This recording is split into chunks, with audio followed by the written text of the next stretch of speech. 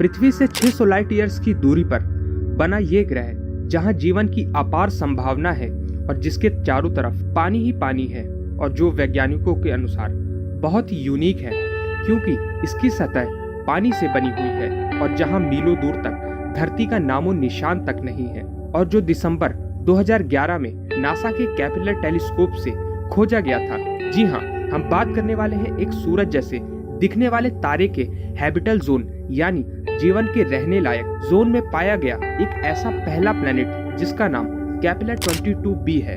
जी हाँ, Kepler 22b जो कि धरती से 2 गुना बड़ा है। तो आइए जानते हैं इस प्लेनेट के बारे में। बने रहे हमारे साथ आज की इस वीडियो में।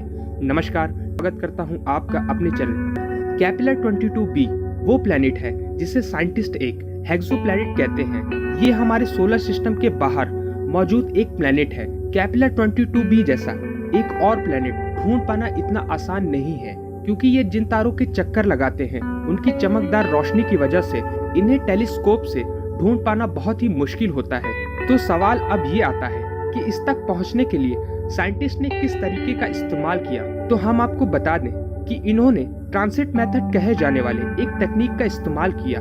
उन्होंने कैप्लर 22 को देखा, मतलब वो तारा जिसके ऑर्बिट में ये एक्सोप्लैनेट चक्कर लगा रहा था, और ये नोटिस किया कि इसकी चमक समय के साथ साथ बदलती है। और ऐसा इसलिए क्योंकि कैप्लर 22b इस तारे की रोशनी को रोक रहा था। इसी के साथ साइंटिस्ट कैप्लर 22 और कैप्लर 22b ये दोनों ही किस तरह से चक्कर लगाते हैं उसके बारे में और ज्यादा स्टडी करने लगे। और साइंटिस्ट ऐसा इसलिए कर रहे थे क्योंकि ऐसा लगता है स्पेस में मौजूद ये प्लेनेट हमारा अगला घर हो सकता है। लेकिन सवाल ये था कि कैप्लर 22b के बारे में अभी हम जानते ही क्या है।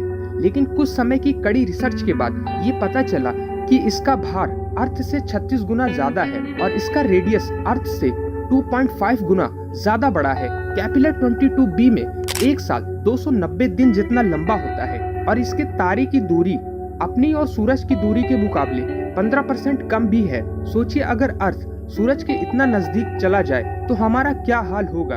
वहीं दूसरी तरफ फॉर्चुनेटली कैप्लर 22b इस मामले में लकी है क्योंकि इसका सूरज अपने सूरज से काफी मिलता जुलता है, पर साथ ही इसका सूरज अपने सूरज के कंपैरिजन में छोटा और ठंडा भी है। कैप्लर 22b को इसके तारे के साथ इसकी नजदीकी की वजह से इस प्लेनेट को सूरज से उतनी रोशनी नहीं मिलती जितनी हमें अपने सूरज से मिलती है। कैप्लर 22b का तापमान 15 से 22 डिग्री सेल्सियस के बीच हो सकता है। मीन्स अर्थ के स्प्रिंग वाले मौसम जैसा।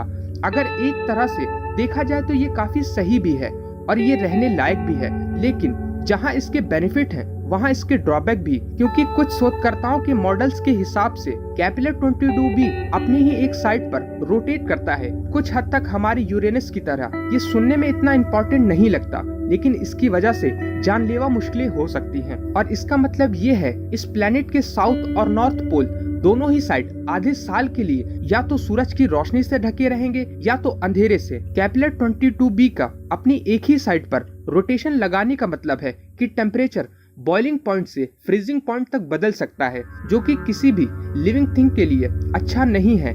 लेकिन हमारी गैलेक्सी इतनी बड़ी है कि इसमें थोड़ी तो उम्मीद की जा सकती है, क्योंकि according to new studies Kepler 22b 50 metre गहरे महासागर से ढका हुआ हो सकता है। और ये महासागर एक नेचुरल क्लाइमेट कंट्रोल का काम करेगा, जिससे टेम्परेचर के इस भयानक फ्लक्चुएशन को रोका जा सकता है। क्योंकि एक महासागर गर्मी के मौसम में हीट को स्टोर कर सकता है और सर्दी के मौसम में उसे रिलीज कर सकता है, जिससे ठीक ठाक वेदर बनता है। लेकिन अब सवाल ये आता है, यहाँ तक पहुँचा कैसे जाए।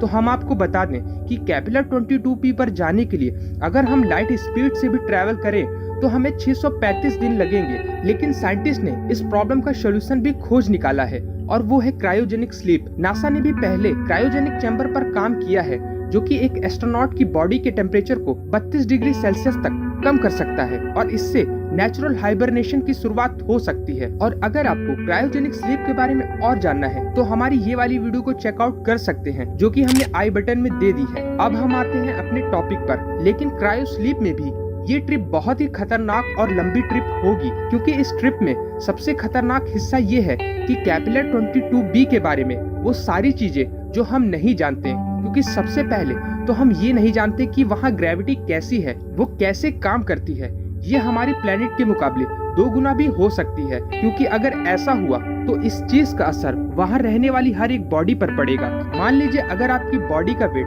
75 किलोग्राम है तो अचानक से अब 150 किलोग्राम हो जाएगा, और जिसके लिए हार्ड एक्सरसाइज भी करनी पड़ेगी, क्योंकि बेहद स्ट्रेंथ ट्रेनिंग के साथ ही हमारे कैपिलर 22B पर चलने के चांसेस ज्यादा हो पाएंगे। और अगर आप ऐसा करने में कामयाब हो जाते हैं तो आपको इस चीज के लिए तैयार रहना पड़ेगा, यानी पूरे 635 सालों के और रोशनी की रफ्तार वाले इस स्ट्रेंथ को बचा कर रखना होगा। और जैसा कि हमने आपको बताया कि इस चीज का असर हर एक बॉडी पर पड़ेगा, तो अर्थ से ऑक्सीजन और न्यूट्रिशन वाले ले गए पौधे भी वहाँ शायद ना लग पाए। और कैपिलर 22B पर अगर किसी एनिमल को ले जाया जाए तो उन्हें भी अपने एवोल्यूशन में तेजी लानी होगी, क्योंकि चलने के लिए ग्रेविटी की वजह से एनिमल्स में कई तरह के एवोल्यूशंस हो सकते हैं। जैसे एनिमल्स में कई पैरों का एवोल्यूशन हो सकता है, जिसकी वजह से बॉडी के अंदर के पार्ट्स की लोकेशन और साइज भी इन्वॉल्व होंगे, और अकॉर्डिंग टू अर्थ वो किसी क्रिएचर से कम नहीं लगेंगे। लेकिन अभी भी इसकी मिस्ट्री यहाँ खत्म नहीं होती, क्योंकि इसी के साथ ही साइंटिस्ट अभी ये भी नहीं जानते कि कैपिलर 22B पर जमीन है भी या नहीं, वो रॉकी प्लेनेट है भी या नहीं, क्योंकि हो सकता है ये गैस से बना हो जैसे नेपट्यून, या फिर ये पूरी तरह से पानी से ढका हो सकता है। मान लीजिए अगर आप एक लंबी नींद के बाद खुद को एक गैस के प्लेनेट पर पाते हैं तो ये काफी बुरा होगा, क्योंकि आपके लिए अपनी शिप लैंड कराने के लिए भी कोई सॉलिड सरफेस नहीं होगी, और लाजमी है ना कोई कैंप लगाने की जगह। और ऐसे में आपके पास सिर्फ क्लाउड सिटी बनाने का ऑप्शन होगा, या फिर अगर आप एक समुद्री प्लेनेट पर लैंड करते हैं तो आपको यहाँ एक वाटर सिटी बनानी होगी। और कहीं अगर आप पाएंगे कि कैपिलर 22B एक रॉकी प्लेनेट है तो तब भी आप वहाँ नहीं रह पाएंगे, क्योंकि वीनस भी एक रॉकी प्लेनेट है, और उसके डेंस एटमॉस्फेयर में मौजूद ग्रीन हाउस गैसेस की वजह से ये प्लेनेट रहने लायक नहीं है, क्योंकि यहाँ का टेम्परेचर इतना गर्म है कि यहाँ लिक्विड पानी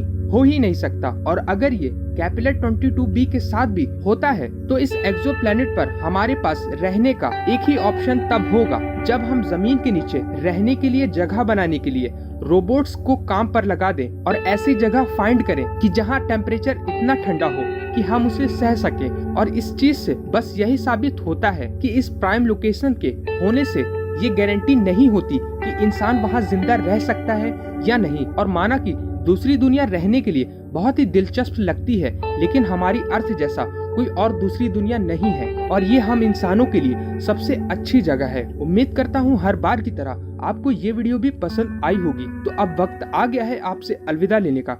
मैं आपसे मिलता हूँ जल्द ही किसी और वीडियो में। जय हिंद।